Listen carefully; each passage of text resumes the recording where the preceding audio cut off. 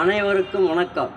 நண்பர்களே, விக்ரமாதித்தன் என்ற தலைப்பிலே ஒரு கவிதை படிக்கிறேன், கேட்டு மகிழுங்கள்.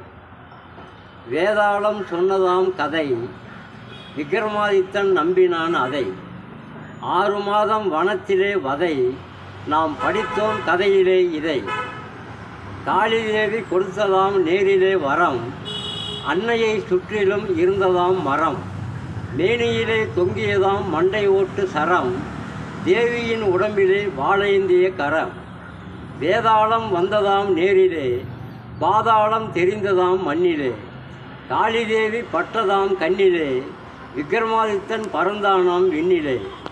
கூடு விட்டு கூடு பாய்ந்தாராம் அன்று, கூட இருந்தே குளிபறிக்கிறார் இன்று.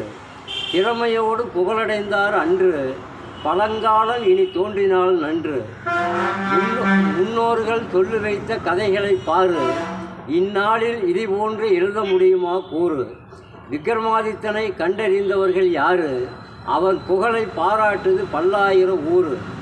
விக்ரமாதித்தன் கதைகளை படியுங்கள், அதிலுள்ள நீதி நெறியை பாருங்கள்.